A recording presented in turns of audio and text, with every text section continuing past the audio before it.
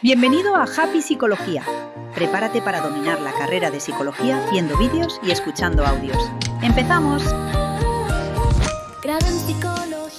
¿Alguna vez has sentido ese subidón de energía antes de una cita importante o un examen, pero luego has acabado dando vueltas sin saber por dónde empezar? Eso es porque la energía sin rumbo no sirve de nada. Hoy entramos en la sala de máquinas de la mente, con el tema 2 de la asignatura Psicología de la Motivación de la UNED, el proceso motivacional. Vamos a descubrir cómo se enciende nuestro motor y, sobre todo, quién lleva el volante.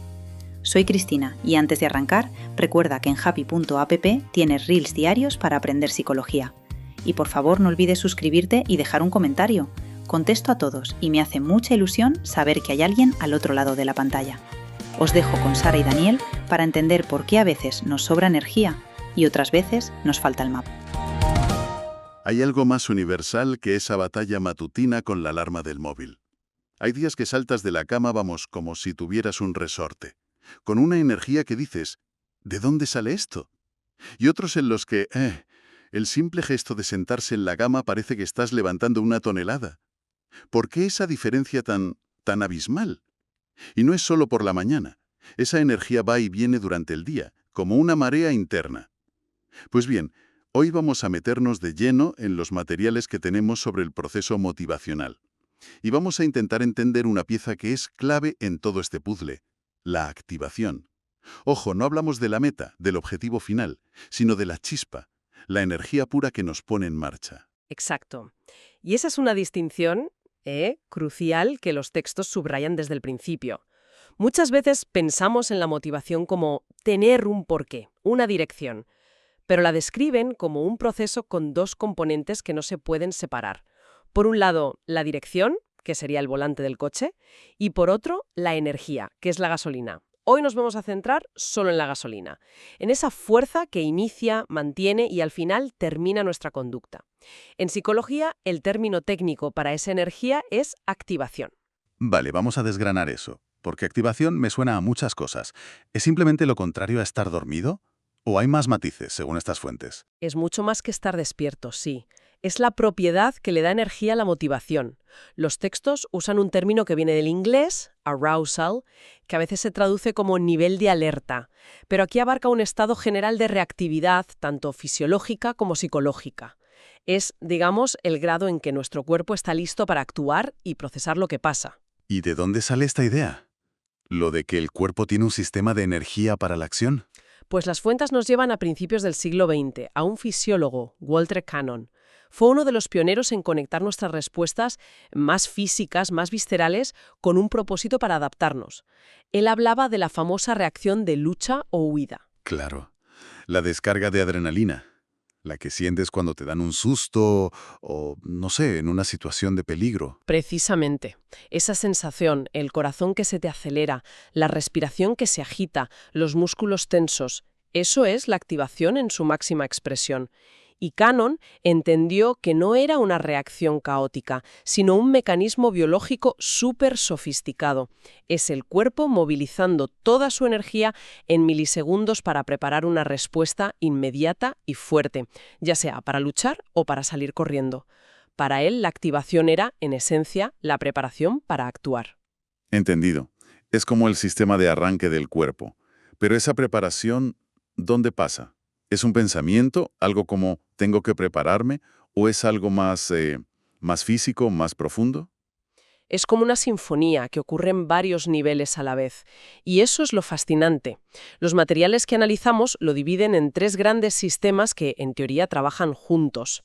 El primero es el nivel electrocortical. Electrocortical. Sí, es pura y simplemente la actividad de nuestro sistema nervioso central. Es el ruido eléctrico del cerebro, lo que se mide, por ejemplo, con un electroencefalograma. Cuando estamos activados, nuestro cerebro, bulle de actividad. O sea, el motor del cerebro se revoluciona.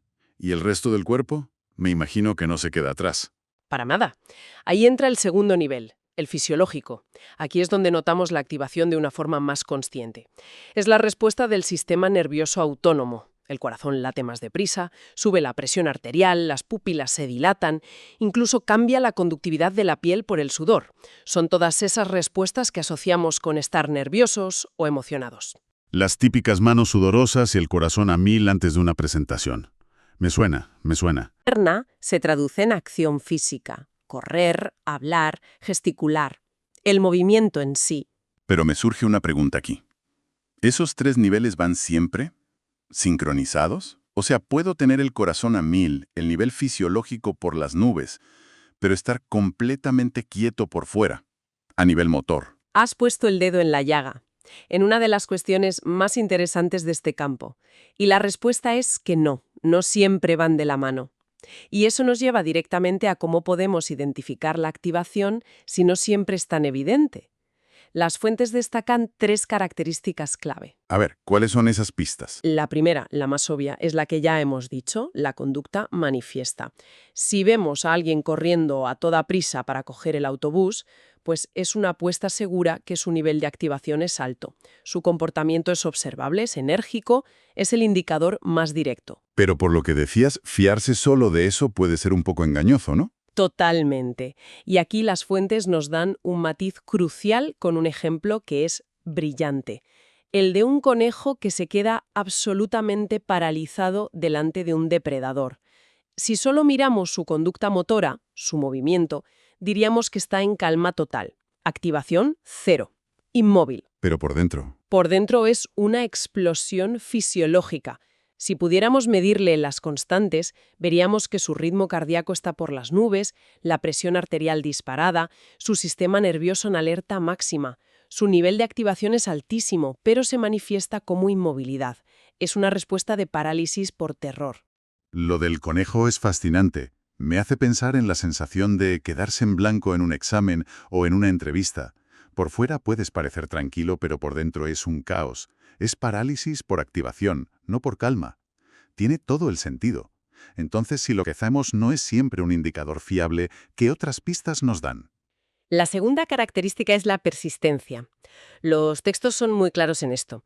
Cuanto más activada está una persona, o lo que es lo mismo, cuanto mayor es su motivación, más tiempo y esfuerzo dedicará a su conducta para lograr un objetivo. Si tienes un hambre voraz, buscarás comida con mucha más tenacidad que si solo tienes un poco de apetito. La persistencia es un reflejo directo de esa energía interna. Se ve muy claro en los niños. Cuando quieren algo, esa persistencia es inagotable.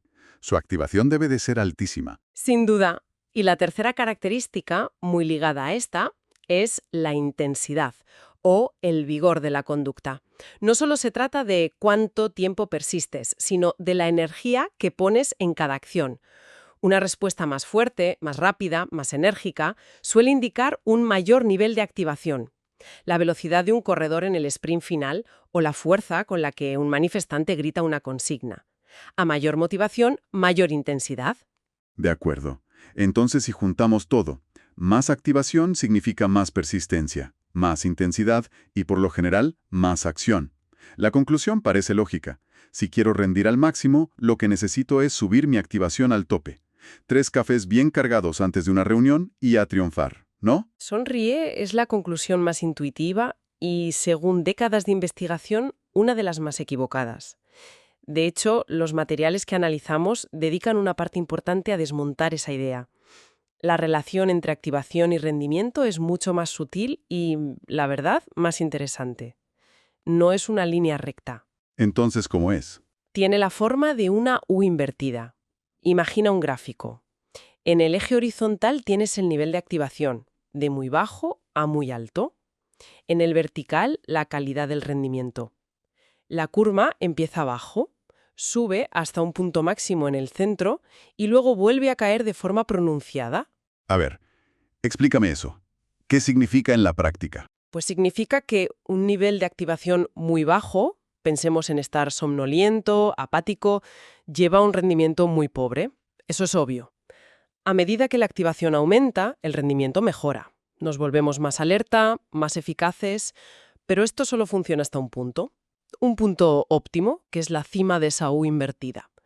Si la activación sigue subiendo más allá de ese punto y se vuelve excesiva, el rendimiento se desploma. ¿Pero por qué? ¿Por qué demasiada energía es mala? Parece contradictorio. Porque la activación excesiva crea ruido en el sistema. Nuestro cerebro tiene una capacidad de atención que es limitada. Cuando la activación es demasiado alta, Por un pánico extremo, por ejemplo, nuestra atención se divide. En lugar de centrarse al 100% en la tarea, tiene que dedicar recursos a gestionar esa sobrecarga fisiológica, los pensamientos ansiosos. Es como intentar escuchar una conversación en medio de un concierto de rock. Simplemente no puedes procesar la información. Te bloqueas. Vale. Entiendo la teoría de la curva, pero me ayudaría un ejemplo. Una situación que hayamos vivido todos. La presión antes de un examen final, por ejemplo. Es el ejemplo perfecto. Un poco de nerviosismo antes del examen es bueno, incluso necesario. Ese nivel de activación bajo o medio te mantiene alerta, agudiza la memoria, te ayuda a concentrarte. Estás en la parte ascendente de la curva de la U. La activación es tu aliada. De acuerdo. El punto justo de tensión que te mantiene enfocado. Exacto. Pero, ¿qué pasa si esos nervios se descontrolan? Si la ansiedad se convierte en pánico, si el corazón parece que va a salirse del pecho y la mente solo genera pensamientos catastróficos. En ese momento, tu activación se ha vuelto excesivamente alta, has cruzado la cima de la curva y has empezado a caer por el otro lado. Es cuando te quedas en blanco, incapaz de recordar fórmulas que te sabías perfectamente el día anterior. El rendimiento se hunde. Demasiada activación es tan perjudicial como demasiada poca. Y esta relación es lo que se conoce como la ley de Yerkes-Dodson. Entendido. La clave es encontrar ese punto dulce de activación. Pero me surge otra duda. ¿Ese punto dulce es el mismo para todo? Me da la sensación de que la energía que necesito para, no sé, una sesión de brainstorming creativa es muy diferente a la que necesito para revisar una hoja de cálculo buscando errores. Es una intuición totalmente acertada. Y es la segunda gran clave de esta ley. Yerkes y Dodson descubrieron que el punto óptimo de activación cambia drásticamente dependiendo de la dificultad de la tarea. La regla general es, cuanto más compleja o delicada es una tarea, más bajo es el nivel de activación óptimo para hacerla bien. A ver, ponme ejemplos para que lo vea claro. Pensemos en dos extremos que mencionan las fuentes. Por un lado, un atleta, un levantador de pesas, a punto de intentar un récord. Es una tarea físicamente muy demandante, pero cognitivamente es simple, es explosiva y automática. Para rendir al máximo necesita un nivel de activación altísimo, casi salvaje. Su punto óptimo está muy a la derecha en la curva. Le vemos gritar, darse golpes en el pecho. Está buscando esa explosión de energía. Exacto. Ahora, el otro extremo. Un cirujano realizando una microcirugía cerebral, una tarea de una complejidad y precisión extremas, donde el más mínimo temblor es un desastre. ¿Te imaginas al cirujano con el mismo nivel de activación que el levantador de pesas? Sería catastrófico. Su pulso temblaría, su juicio se nublaría. Para el cirujano, el nivel óptimo de activación es mucho más bajo, un estado de calma concentrada. Su punto óptimo está mucho más a la izquierda. Entonces, ¿qué significa todo esto para nuestro día a día? Significa que debemos abandonar la idea simplista de que más motivación o más energía es siempre la solución. El clásico «ponle más ganas» a veces puede ser el peor consejo posible. La clave no está en generar energía, sino en aprender a regularla. Es decir, convertirnos en una especie de termostato de nuestra propia activación, aprendiendo a subirla o bajarla, según lo que pida la situación. Has dado en el clavo. Es un cambio de enfoque muy potente. Pasar de pensar solo en la fuerza de voluntad a pensar en gestionar nuestro estado psicofisiológico. El primer paso es ser consciente de en qué punto de esa U invertida estamos. ¿Estoy apático y necesito un empujón? ¿O estoy sobreexcitado y lo que necesito es relajarme para volver a mi punto óptimo? Esa autoconciencia es fundamental. Basándose en un investigador, Thayer, distinguen entre una activación tensa, que es la de la ansiedad y el miedo, y otra que llaman energética, que estaría más ligada a la ilusión, al entusiasmo. Y esto me plantea una pregunta fascinante que las fuentes dejan abierta. Si el nivel de activación es el mismo, digamos un 7/10, ¿importa de dónde viene esa energía?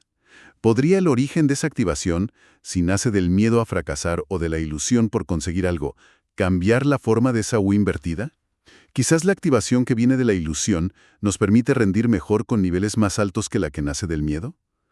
¿Es algo para reflexionar? Pero claro, de nada sirve tener el motor a tope si no sabemos a dónde vamos. Ahí entra la dirección, el segundo gran componente del proceso motivacional. Si la activación era la energía, la dirección es el volante. Se trata de decidir hacia dónde apuntamos todo ese impulso.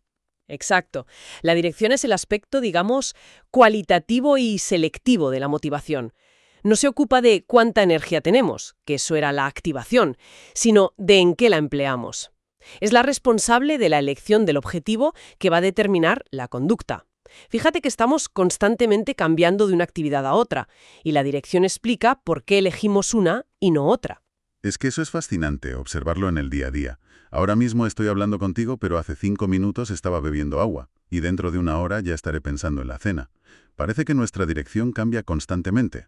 Sin parar. Vamos a analizar qué guía esas decisiones, desde las más triviales a las más importantes. Aquí es donde se pone de verdad interesante.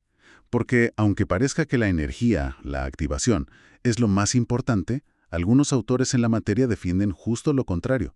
Sostienen que la dirección es la pieza clave de todo el proceso. Así es. El argumento es que sin la dirección, la activación no es más que energía sin propósito. Para que el proceso motivacional se ponga en marcha de forma efectiva, es imprescindible que el individuo decida qué hacer y hacia dónde orientar su conducta. La dirección es lo que realmente da sentido al impulso inicial. Es como tener un coche deportivo potentísimo, pero sin saber a qué ciudad quieres ir.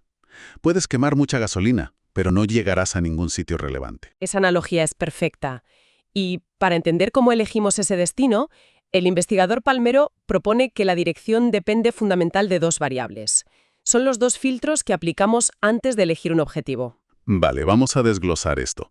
¿Cuáles son esos 2 factores que nos hacen girar el volante hacia un lado u otro? El primero es la expectativa de consecución, es decir, la percepción subjetiva que tiene la persona sobre la probabilidad de alcanzar ese objetivo. Cuanto más cercano y posible vea el objetivo, más probable es que se esfuerce por él. Si lo percibe como algo muy lejano o inalcanzable, su motivación para conseguirlo, pues, disminuirá. Entendido. Es la pregunta de ¿realmente puedo conseguir esto? Correcto. Y el segundo factor es el grado de atracción del objetivo. Esto es simplemente lo atractivo que nos resulta. Cuanto más nos atrae una meta, mayor será nuestra motivación y nuestra acción estará más encaminada a su consecución. Y esta sería la pregunta de ¿cuánto lo deseo? Pero claro, la atracción puede cambiar. Puedes desear mucho una cosa, pero de repente aparece otra opción nueva que es todavía más atractiva. O más fácil de conseguir. O más fácil, exacto. Y tu dirección cambia por completo. Lo fascinante de este modelo es que se aplica a todas nuestras decisiones, desde las más básicas hasta las más complejas. La diferencia está en la complejidad del cálculo que hacemos. Pongamos el ejemplo que mencionan las fuentes. Ir al frigorífico porque tenemos hambre. Ahí el cálculo es sencillo, ¿no? Muy sencillo. El grado de atracción es altísimo, porque el hambre es una necesidad primaria, un desequilibrio que hay que corregir. Y la expectativa de éxito también es máxima. Sabemos que hay comida en el frigorífico y que podemos cogerla. La decisión es casi instantánea y la conducta directa. Ahora, compliquémoslo. Pensemos en alguien que tiene que elegir entre varias opciones de futuro profesional. El mecanismo es el mismo, pero el tablero de juego, cambia por completo. Exacto. Aquí, el grado de atracción de cada opción es complejo. Una carrera puede atraer por el salario, otra por la vocación, otra por la estabilidad. Y la expectativa de éxito es aún más difícil de calcular. Claro. Tengo las habilidades necesarias. ¿Cuánto tiempo me llevará? ¿Hay oportunidades laborales? Como existen muchas más variables y posibilidades de elección, predecir la conducta motivada final es mucho más difícil. Las 2 variables de Palmero siguen funcionando, pero el análisis que hacemos es mucho más profundo y consciente. Entonces, ¿qué significa todo esto? Que nuestra vida es una sucesión constante de elecciones de objetivos, un cambio continuo de dirección, y que cada una de esas elecciones, desde la más pequeña a la más trascendental, está gobernada por un equilibrio entre cuánto deseamos algo y qué posibilidades creemos que tenemos de conseguirlo. No es solo tener ganas, es tener un plan y una meta. Efectivamente, comprender que la dirección es este proceso dinámico y selectivo que pondera constantemente la atracción y la expectativa nos da un marco para entender por qué a veces nos lanzamos a por metas difíciles y por qué otras veces optamos por el camino más sencillo. Es el sistema operativo que guía nuestra energía vital. Me quedo con esa idea. Esto nos deja con una pregunta interesante para reflexionar. Cuando estas dos variables entran en conflicto, ¿cuál suele tener más peso en las decisiones que definen una vida? ¿Nos guía más la intensa atracción de un objetivo que vemos lejano y difícil, o la expectativa casi segura de alcanzar una meta que, aunque valiosa, nos resulta menos apasionante? En definitiva, a la hora de la verdad, ¿qué dirige con más fuerza nuestra conducta? ¿El deseo o la probabilidad? Pues justo ahí es donde vamos hoy. Vamos a hacer una exploración a fondo de un concepto clave en biología, la homeostasis. Vamos a desmontar esa idea de que el equilibrio corporal es un estado de calma. Y vamos a ver que el verdadero director de orquesta de nuestras necesidades no está donde siempre hemos creído. Vamos que descubriremos que el cuerpo no tiene alarmas simples, sino un servicio de inteligencia sofisticadísimo.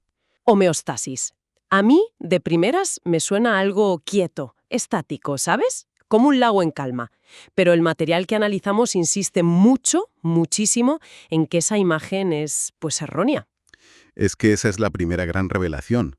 Fíjate, el fisiólogo Walter Cannon, que fue quien acuñó el término allá por 1932, no se refería para nada a un estado fijo. Al contrario, la homeostasis es un equilibrio dinámico. Es una lucha constante, una negociación permanente del cuerpo para mantenerse funcionando bien. O sea, que no es como una balanza que se queda quieta en el cero, sino más bien como un funambulista en la cuerda floja, que está todo el rato haciendo pequeños ajustes para no caerse. Esa analogía es perfecta. Y de hecho, ahí está el corazón de la motivación. La motivación no surge cuando estamos en equilibrio perfecto, sino justo en esos micro desequilibrios. Cuando el funambulista se inclina un poquito. Esa desviación, ese pequeño tambaleo, es lo que dispara la necesidad de actuar. Es la energía para corregir. La sed o el hambre no son más que darnos cuenta de que nuestro funambulista interno está a punto de perder el equilibrio. Entendido. Es una búsqueda activa, no un estado pasivo. Vale, entonces la gran pregunta, si el cuerpo es ese funambulista, ¿cómo sabe que se está desequilibrando? Aquí es donde el texto cuenta una historia de detectives científicos que es fascinante.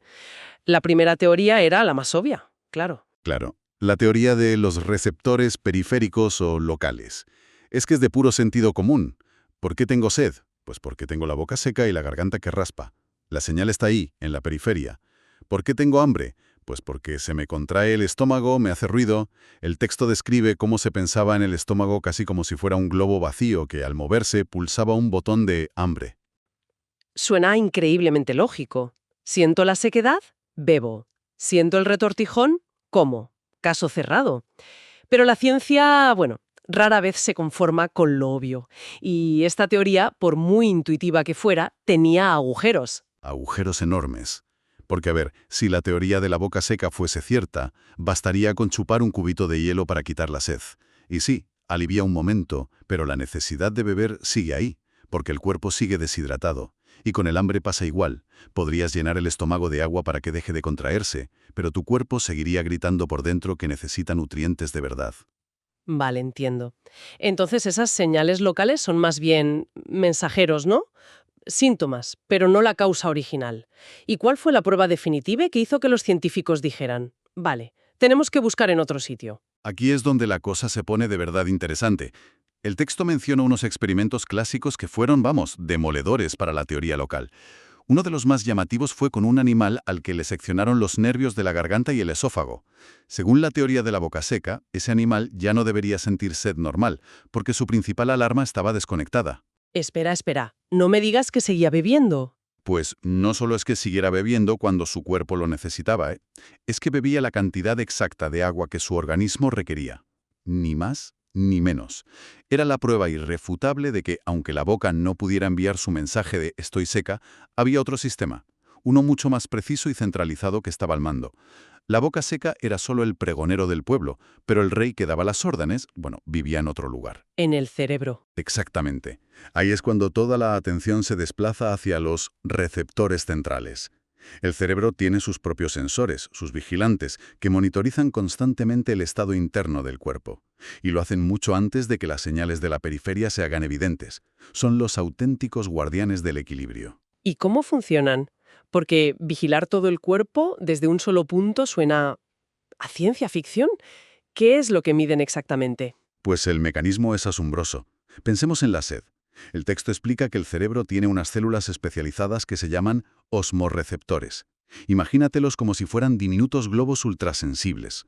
Cuando nos deshidratamos, la concentración de sal en la sangre aumenta, ¿vale? Pues esta sangre más salada, al pasar por el cerebro, hace que estos globos pierdan agua y literalmente se encojan ¿Se encogen físicamente? ¿De verdad? físicamente. Y esa contracción física es la señal eléctrica que dispara la alarma de la sed en nuestro cerebro. Es un mecanismo de una elegancia y una precisión brutales. Tu cerebro no cree que tiene sed, lo sabe porque sus células han cambiado de forma. Para cuando sientes la boca pastosa, tu cerebro lleva ya un buen rato gestionando la crisis en silencio. Un momento, es que esto lo cambia todo. Eso explica por qué a veces, después de hacer mucho deporte, bebes un montón de agua y sientes alivio inmediato en la boca, pero sigues teniendo una sed profunda durante un rato más. Exacto, justo eso. Es porque has aliviado la señal periférica, la del mensajero. Pero el cerebro, que es el centro de mando, tarda un poquito más en detectar que la composición de la sangre ha vuelto a la normalidad. La sed real solo desaparece cuando los osmorreceptores vuelven a su tamaño original, cuando el rey da la orden de que la crisis ha terminado. Entendido. El cerebro es el centro de mando. Ahora, me pregunto cómo se ve esto en el día a día con el hambre. Cuando siento un hambre atroz, ¿qué parte de esa sensación es mi estómago gruñendo y qué parte es mi cerebro enviando la orden de busca comida ya? Es una combinación, pero la batuta la lleva el cerebro, sin duda. El estómago envía sus señales, claro. Estoy vacío. Pero el cerebro monitoriza cosas mucho más sutiles, como los niveles de glucosa en sangre o de lípidos. Cuando esos niveles bajan de un cierto umbral, el cerebro activa la sensación de hambre. Da igual si el estómago ruge o no. Por eso podemos tener hambre poco después de haber comido algo que no tenía los nutrientes que tocaban. El estómago está lleno, pero el cerebro sabe que falta algo importante. Vale, lo pillo. El cerebro es el centro de control. Pero entonces, ¿por qué la sensación de la boca seca o el rugido del estómago es tan increíblemente poderosa? Cuesta creer que sean solo señales secundarias cuando son lo único en lo que puedes pensar en ese momento. Porque la evolución es muy sabia. El cerebro es el estratega, pero necesita que los soldados, o sea nosotros, le hagamos caso. Esas sensaciones periféricas tan intensas y desagradables son el mecanismo que la evolución ha encontrado para asegurarse de que actuamos. El cerebro puede saber que la glucosa está baja, pero es el dolorcillo del hambre en el estómago lo que te hace levantarte del sofá. Son señales motivacionalmente muy potentes, diseñadas para capturar nuestra atención y forzarnos a actuar. Es una interacción fascinante. El cerebro toma la decisión estratégica y luego usa las sensaciones corporales como un altavoz para comunicárnosla de una forma que no podamos ignorar. Precisamente. Y de hecho, el texto apunta a que la investigación actual se centra justo ahí, en esa interacción tan compleja entre las señales centrales y las periféricas. Ya no se ven como dos teorías opuestas, sino como un sistema integrado. El cerebro vigila los niveles internos y el cuerpo informa de su estado local. Y de ese diálogo constante surge la experiencia consciente del hambre o la sed. Incluso el texto menciona algo fascinante sobre el hambre. A ver. Resulta que las señales de saciedad que envía el cerebro son mucho más lentas y débiles que las de hambre. La alarma de «come ya» es estridente e inmediata, pero la señal de «vale, para, ya es suficiente» es más como un susurro que tarda en llegar. Por eso es tan fácil comer de más. Para cuando tu cerebro grita «basta», es probable que ya te hayas pasado de la raya. El sistema está diseñado para priorizar la ingesta de energía, no tanto su limitación. Tiene todo el sentido del mundo desde un punto de vista evolutivo, claro, donde la escasez era la norma. Madre mía, es que entender esto te da una perspectiva completamente nueva sobre algo tan cotidiano. Cambia la forma en que interpretas las señales de tu propio cuerpo. Ya no es «mi estómago tiene hambre», sino «mi cerebro ha detectado una bajada de nutrientes y está usando a mi estómago para que me entere». Muy bien, creo que hemos cubierto bastante terreno. Si tuviéramos que destilar las ideas clave de todo lo que hemos explorado, ¿cuáles serían? La primera, sin duda, que la homeostasis no es un estado de paz, sino un baile constante. Es el esfuerzo dinámico del cuerpo por mantenerse en la cuerda floja. Y la motivación nace de esa lucha. La idea es de Walter Cannon, y es fundamental. Y la segunda, para mí, es ese viaje científico desde la periferia al centro. Pasamos de creer que todo se explicaba por pistas obvias, como la boca seca, a descubrir que el verdadero vigilante, el espía que lo controla todo, reside en el cerebro y que usa mecanismos increíblemente sofisticados, como células que cambian de tamaño. Y la tercera sería que este sistema de regulación no es solo una curiosidad biológica. Es la base que explica nuestros impulsos más poderosos. El hambre, la sed, la necesidad de calor, todo responde a esta misma lógica. Un desequilibrio que detecta el centro de mando cerebral y que desencadena una conducta para restaurar el orden. Perfecto. Y todo esto me deja con una última idea dándome vueltas en la cabeza. Dime, Si hemos visto que el cerebro es este vigilante supremo del equilibrio fisiológico, y los propios textos que hemos analizado señalan que factores como los pensamientos o las creencias también influyen en la motivación, eso nos lleva a un terreno muy interesante. Si el cerebro es el jefe tanto de lo físico como de lo mental, cabe preguntarse, ¿hasta qué punto nuestras preocupaciones, el estrés o incluso lo que creemos sobre la comida pueden secuestrar este sistema? ¿Pueden nuestros pensamientos anular o distorsionar esas señales biológicas tan fundamentales? ¿Puede la mente, en definitiva, engañar al guardián del cuerpo? es una pregunta excelente. Y de hecho es la frontera de la investigación actual. Ahí es donde la psicología de la motivación se vuelve endiabladamente compleja y fascinante. Pero eso ya es material para otra exploración a fondo. A mí esto me suena algo muy primario, casi animal, como si fuera el software que viene preinstalado de fábrica, ¿no? Pienso en un pájaro que sabe, sin que nadie le enseñe, cómo construir su nido con una arquitectura perfecta. ¿Tenemos los humanos algo tan programado? Es una buena analogía, sí, que como en un matiz crucial que las fuentes destacan. La herencia es nuestra programación genética, sí, pero en los humanos no funciona exactamente como en el pájaro. No tenemos instintos tan rígidos, tan inalterables. Lo que sí tenemos son predisposiciones genéticas. Son tendencias, inclinaciones que nos empujan sutilmente en ciertas direcciones. El ejemplo más claro que citan es la conducta sexual. No es un automatismo, pero hay factores genéticos que, a través de circuitos cerebrales muy concretos, nos predisponen a buscar pareja y a reproducirnos cuando los estímulos adecuados aparecen. Me gusta esa analogía del software, pero ¿hasta qué punto podemos actualizar ese software?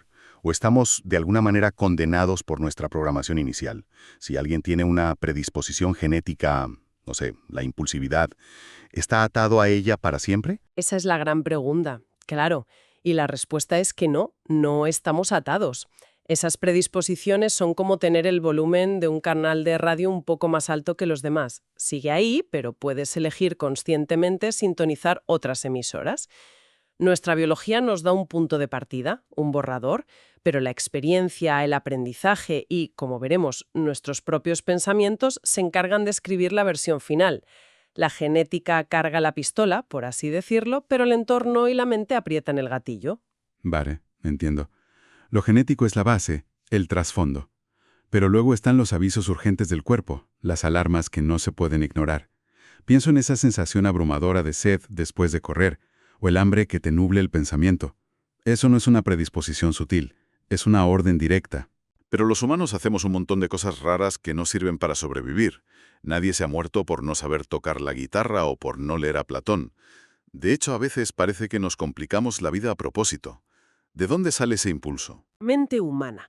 El impulso de alcanzar nuestro pleno potencial, de crecer más allá de la mera supervivencia. Las fuentes se apoyan mucho en la idea de autorrealización de psicólogos como Rogers o Maslow. Es esa necesidad de mejorar nuestras capacidades, de buscar la maestría en un arte, de entender el mundo, de ser mejores personas. Sí, pero esto de la autorrealización a veces suena un poco etéreo, un poco New Age. ¿Hay alguna forma tangible de saber si lo que te mueve es ese crecimiento potencial o, siendo más cínicos, simplemente el ego o la vanidad de ser el mejor? Es una distinción muy pertinente. La clave suele estar en el foco de la motivación. Si el impulso principal es la recompensa externa, el aplauso, el dinero, el estatus que te da ser un gran guitarrista, probablemente estemos hablando de otros determinantes que veremos luego. Pero si la motivación es intrínseca, si el placer y la recompensa están en el propio acto de aprender, de mejorar, de sentir que te estás expandiendo y superando tus propios límites, sin importar si alguien te mira o no, entonces sí, estamos hablando de crecimiento potencial.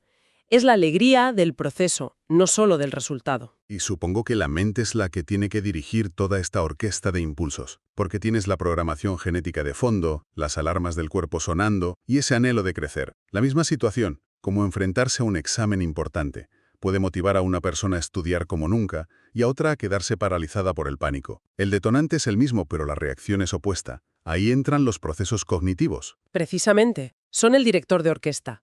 Los procesos cognitivos son la manera en que filtramos, interpretamos y procesamos toda la información. No reaccionamos al mundo, reaccionamos a nuestra interpretación del mundo. Nuestros pensamientos, las metas que nos fijamos, los planes que hacemos, nuestras creencias sobre lo que somos capaces de hacer, todo eso es un motor motivacional potentísimo.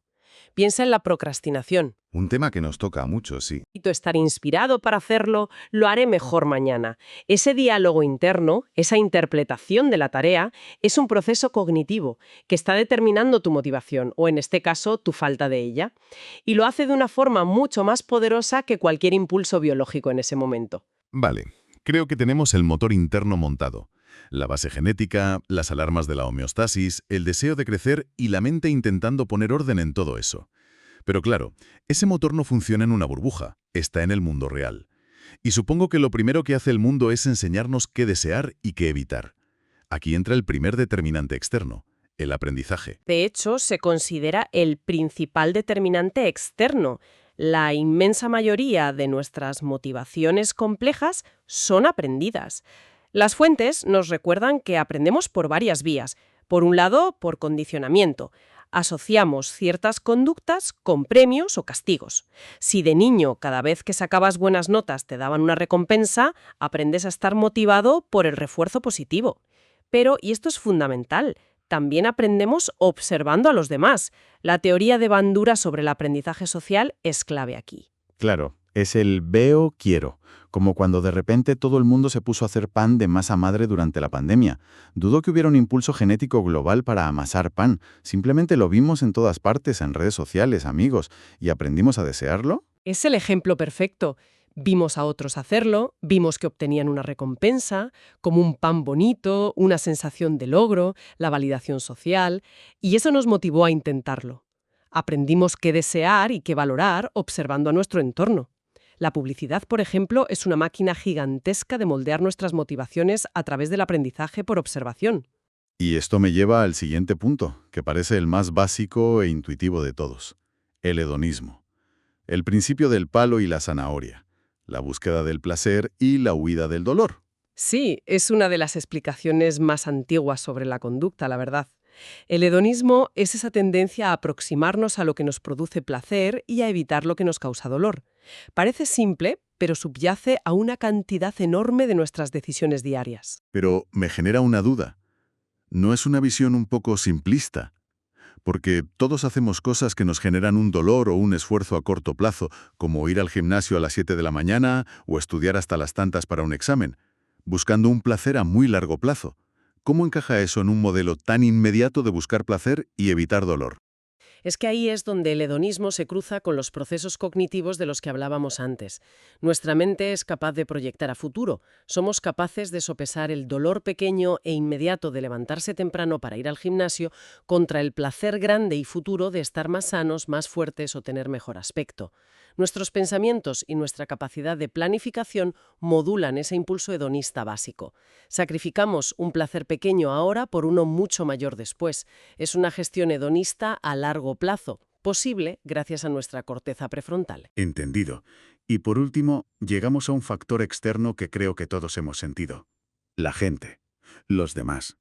Esa sensación de que la simple presencia de otras personas lo cambia todo, para bien o para mal. La famosa interacción social. Sin duda, es uno de los determinantes más poderosos. Somos criaturas profundamente sociales. La presencia de otras personas, la presión de un grupo, la obediencia a una autoridad, el deseo de pertenencia, todo ello puede modificar radicalmente nuestra motivación. A veces, la motivación por ser aceptado por el grupo puede incluso llevarnos a actuar en contra de nuestros propios valores o impulsos internos. Recuerdo en la universidad, nunca fui corredor para nada, pero mis compañeros de piso se apuntaron a una carrera de 10 kilómetros. Solo por la presión de grupo, por el miedo a quedarme fuera del plan, acabé entrenando y corriéndola. Solo, en mi casa, ni de broma se me habría ocurrido.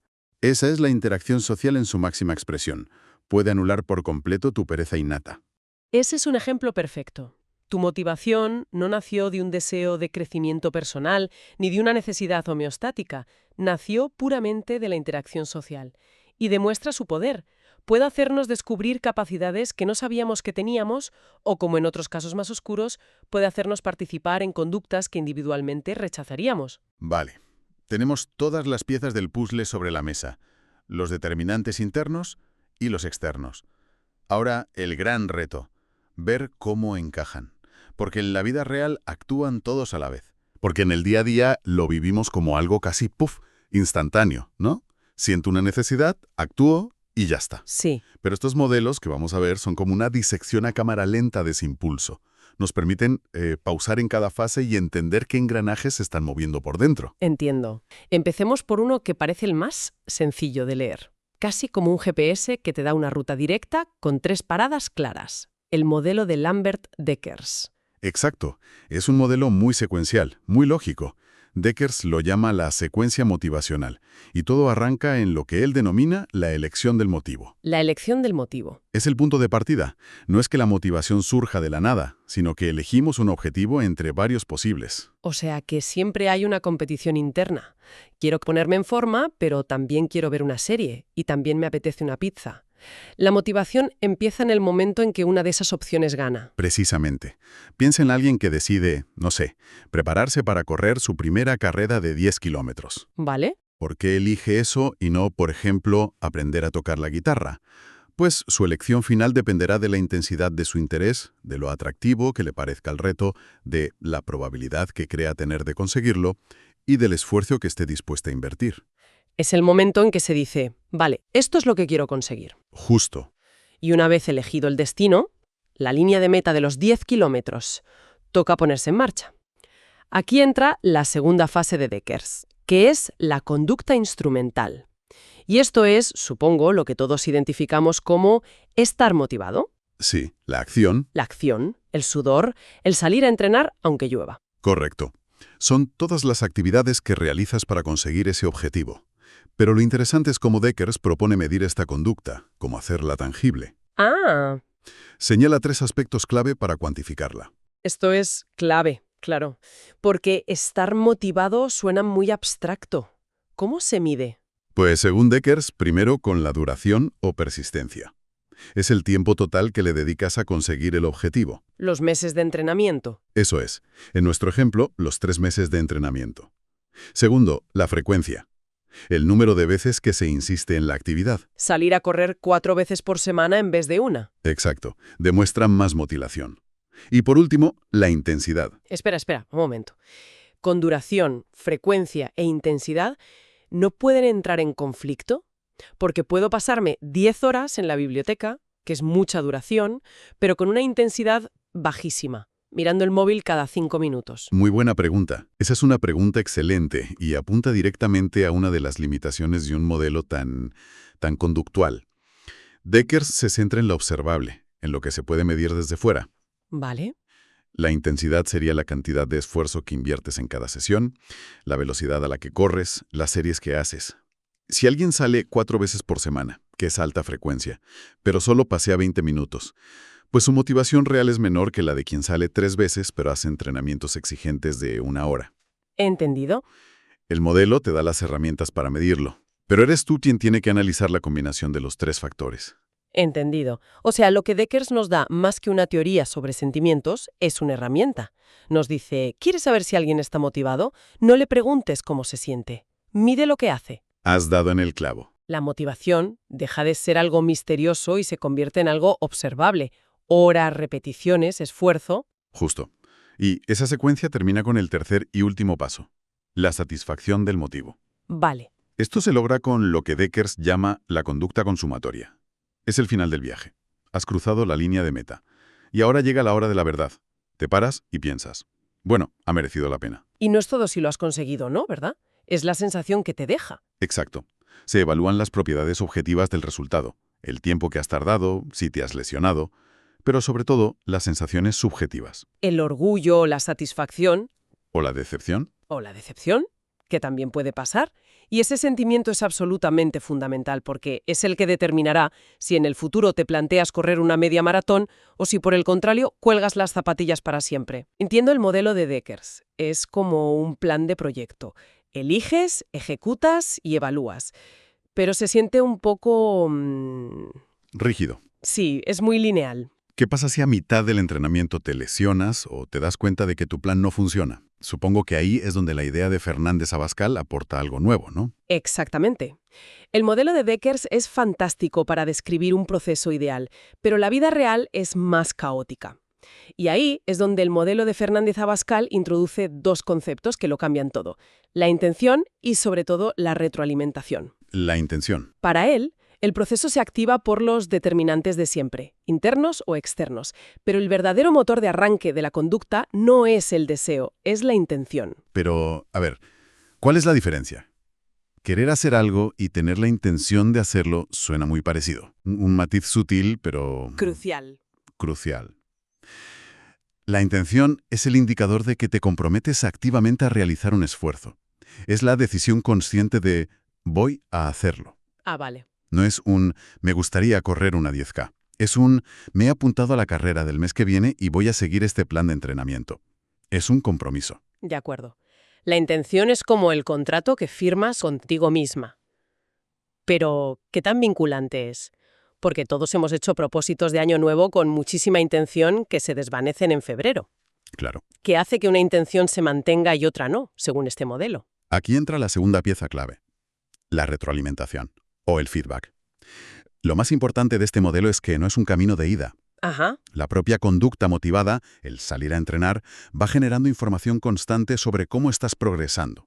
Y esto permite que el proceso se autorregule. Ah, claro. Entonces el feedback lo cambia todo. No es que traces un plan y te lances a ciegas. Para nada. Es más como ir navegando. Tienes un destino, pero vas corrigiendo el timón constantemente según el viento y las corrientes. Esa es la metáfora perfecta. Hace que el proceso sea mucho más inteligente y menos frágil. Exactamente. La corredora, con la intención de acabar la carrera, sale a entrenar.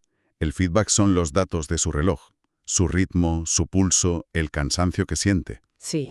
Si después de 2 semanas ve que no mejora o que acaba agotada, esa información le indica que debe modificar su conducta. Cambiar el plan, dormir más. Eso es, cambiar el plan de entrenamiento, dormir más, consultar a un profesional. La intención no es una foto fija, sino que se reajusta sobre la marcha gracias a la información que la propia acción le devuelve. El proceso se vuelve dinámico. Pasamos de una línea recta a un bucle de aprendizaje. Esto ya se parece mucho más a la realidad. Pero me surge una duda. Dime. Este modelo da por hecho que la intención es consciente, que el proceso arranca con una decisión clara.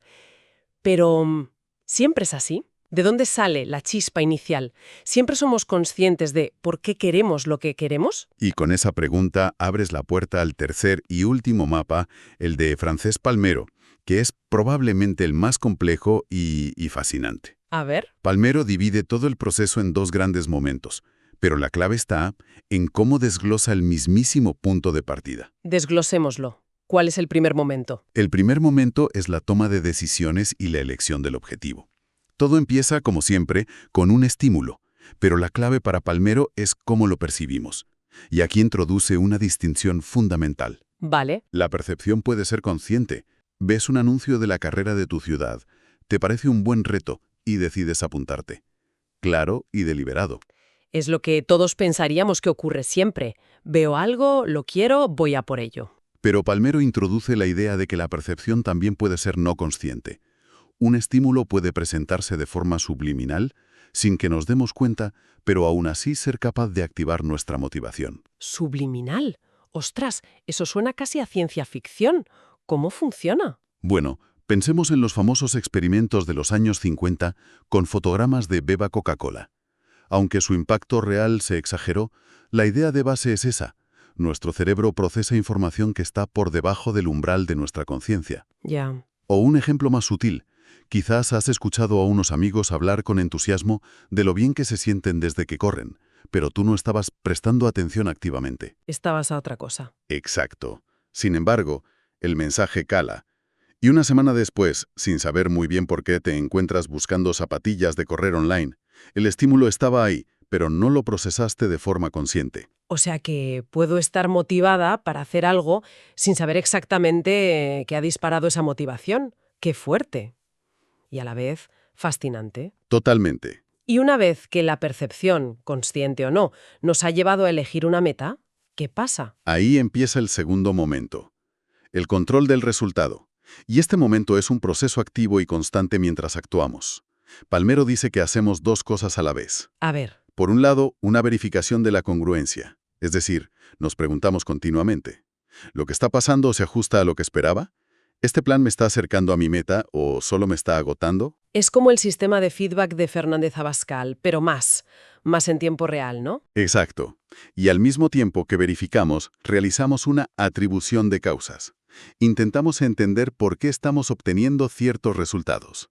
Ah, Y aquí es donde nos convertimos en detectives de nuestro propio comportamiento. He hecho un entrenamiento malísimo, porque dormí poco anoche, porque no estoy hecha para esto, o porque hacía demasiado calor. la historia que nos contamos a nosotras mismas sobre por qué nos pasa lo que nos pasa. Precisamente. Y esta atribución es fundamental, porque influirá directamente en las motivaciones futuras. Lo veo constantemente. Un alumno que saca una mala nota puede pensar, el profesor me tiene manía. ¿O no sirvo para esto? Justo. Esa atribución es casi una sentencia, le quita el poder. Pero el que piensa, no le dediqué las horas suficientes o no entendí bien esta parte, tiene el poder de cambiar el resultado la próxima vez. La historia que nos contamos determina nuestra motivación futura. Entonces, no solo actuamos, sino que estamos constantemente analizando, juzgando y explicando nuestra propia actuación. Y supongo que de ahí aprendemos. Ese es el último paso de Palmero, la generalización. Establecemos asociaciones y aprendizajes que aplicaremos en el futuro. Si atribuyes tu éxito en la carrera a tu constancia, generalizarás esa lección a otros ámbitos de tu vida. Madre mía. Palmero nos muestra un proceso que es un bucle constante de acción, supervisión, análisis y aprendizaje. ¡Qué viaje! Hemos pasado de una línea recta a un bucle que se autocorrige. Y finalmente a un sistema que no solo aprende, sino que puede activarse por resortes de los que ni siquiera somos conscientes. Entonces, si tuviéramos que destilar las ideas más potentes de estos tres mapas, ¿con qué nos quedamos? Pues mira, yo me quedaría con tres conclusiones fundamentales que juntas nos dan una imagen muy completa. A ver. La primera, que la motivación es un proceso dinámico, no un estado estático. No es un interruptor que se enciende o se apaga, sino que está en constante cambio y flujo. Deja de ser algo que se tiene o no se tiene, para ser algo que está ocurriendo y que podemos modular. Exacto. La segunda conclusión es que se autorregula a través de la experiencia. No somos agentes pasivos. El feedback que recibimos de nuestras acciones y el análisis que hacemos nos hacen ajustar nuestras estrategias futuras. Somos las pilotos de nuestro propio proceso, no simples pasajeras. Y la tercera idea clave. Que la motivación es el resultado de la interacción constante de tres componentes. Por un lado, los biológicos, nuestra herencia, lo que nos viene de fábrica. Por otro, los componentes aprendidos, nuestras experiencias pasadas. Lo que la vida nos ha enseñado. Y finalmente, y quizás los más importantes en estos modelos, los componentes cognitivos. Nuestros pensamientos, nuestros planes, nuestras expectativas y, como hemos visto con Palmero, la forma en que interpretamos el mundo. Es una mezcla increíblemente compleja de lo que somos por naturaleza, lo que hemos vivido y lo que pensamos en cada momento. Un mapa fascinante para empezar a entender por qué hacemos lo que hacemos. Y queda una pregunta en el aire a partir del modelo de Palmero, que da para pensar largo y tendido. A ver. Si la percepción de un estímulo puede ser no consciente, ¿cuántas de nuestras motivaciones diarias, de las decisiones que creemos que tomamos libremente, se ponen en marcha por hilos que ni siquiera sabemos que existen? Una idea para seguir pensando. Hasta aquí nuestro análisis de hoy. Devolvemos la conexión a Cristina. Es alucinante pensar que cada vez que nos movemos hay un GPS interno y un regulador de energía decidiendo si vamos a triunfar o a bloquearnos por completo. Me quedo con esa imagen. No somos solo impulsos, somos procesos dinámicos que buscan constantemente un equilibrio que nunca es estático. Pero, Si creías que después de esto ya sabías quién lleva el volante, prepárate, porque lo que viene en el próximo episodio te va a cambiar la vida. Vamos a entrar de lleno en el tema 3, los aspectos biológicos y conductuales de la motivación. ¿Alguna vez has sentido que haces algo sin pensar, como si un cableado interno de hace miles de años tomara el control de tus manos? Vamos a viajar desde las raíces de la evolución con Darwin hasta los instintos más ocultos que compartimos con el resto de especies. Pero lo más fuerte viene después. Vamos a destapar cómo el mundo, casi sin que te des cuenta, te ha ido programando. Descubriremos por qué somos esclavos de ciertos premios y por qué huimos de castigos de forma casi mecánica. Entender el tema 3 no es solo estudiar para un examen, es, literalmente, conseguir las instrucciones de uso de tu propia conducta. Si quieres saber por qué haces lo que haces y cómo dejar de ser una marioneta de tus hábitos, el próximo capítulo es obligatorio. Y ahora, para nuestro debate en WhatsApp, una pregunta sencilla para conocernos mejor. ¿Qué hábito extraño tienes en tu día a día que sientes que es puro instinto animal y cuál crees que es una trampa que el entorno te ha enseñado a base de recompensas? Cuéntanos tu vivencia o tu propia teoría. Aquí no hay respuestas malas, solo experiencias reales. Tienes el número en la descripción. Haremos un capítulo especial con los mejores aportes. Soy Cristina. Nos escuchamos en el próximo episodio para descubrir al animal que llevas dentro. ¡Hasta pronto! Grado en psicología.